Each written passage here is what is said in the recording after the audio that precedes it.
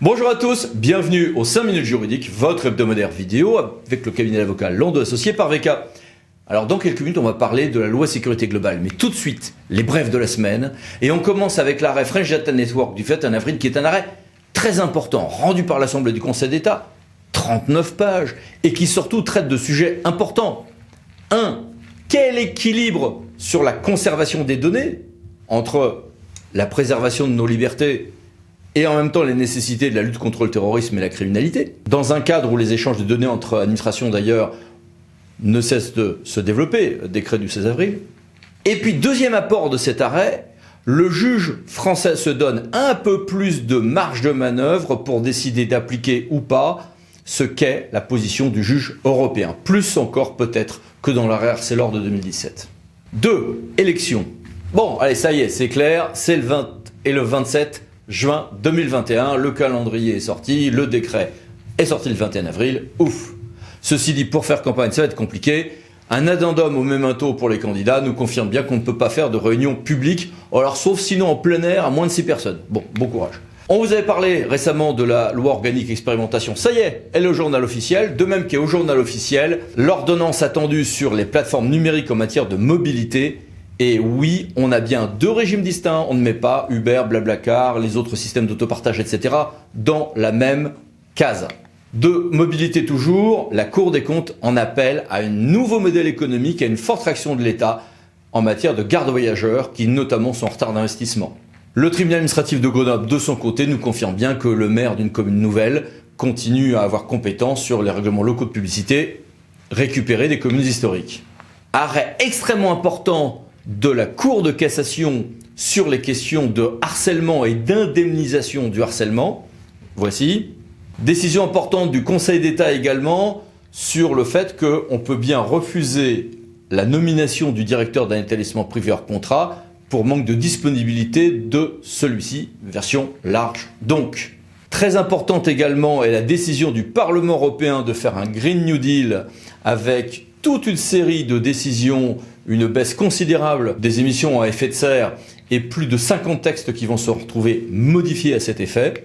Et puis, diffusion, d'un vade-mecum destiné aux élus locaux sur la vaccination qui est plutôt bien fait.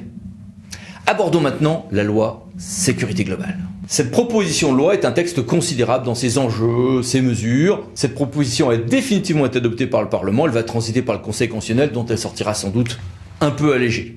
Alors les médias sont surtout concentrés sur le fameux article 24 devenu 52 sur la possibilité ou non de filmer les forces de l'ordre. D'accord, mais à côté de ça, il y a une montée en puissance des polices municipales, extension expérimentale, le constat de certains délits, y compris la consommation de stupéfiants ou la vente à la sauvette, des nouvelles modalités de mutualisation entre agents de PM ou des CSU en vidéoprotection, une PM à Paris, des nouveaux apports pour les gardes champêtres, on va en parler tout à l'heure. Une refonte sans précédent du cadre de la sécurité privée avec de nouvelles possibilités, mais un cadre beaucoup plus strict du recrutement jusqu'aux sanctions. Tout un volet important vidéoprotection, y compris porté par l'intercommunalité. Pour les drones, y compris par les pompiers, les caméras piétons, mais aussi sur les véhicules, sujet évidemment très débattu.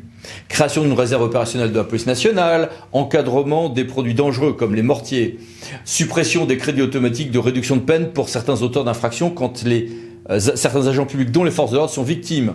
Création d'un délit de provocation à l'identification des agents, élargissement de la protection fonctionnelle dans certains cas.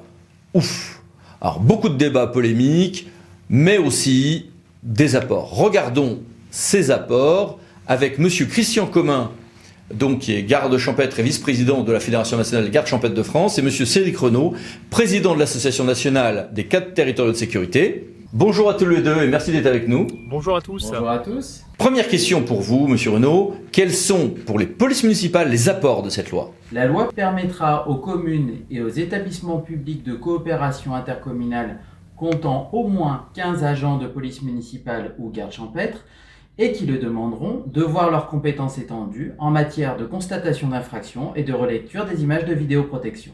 Et avec quel point de vigilance ? Signalons tout d'abord que ce texte fait l'objet d'une saisine du Conseil constitutionnel et qu'il est donc essentiel d'attendre la réponse de cette juridiction. D'autre part, des décrets d'application viendront préciser les détails de ces nouvelles mesures. Néanmoins, il est essentiel que les élus qui désirent dès à présent impliquer leur collectivité dans ces évolutions s'entourent de cadres spécialisés, compétents et innovants, capables de les mettre en œuvre. Et quid de la gouvernance de la sécurité territoriale? L'implication des élus locaux et de leurs agents dans ces nouvelles prérogatives va très rapidement rebattre les cartes au niveau local.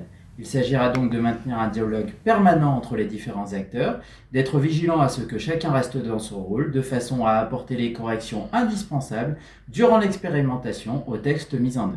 Passons à vous, M. Commun. Quels sont les points d'amélioration pour les gardes champêtres?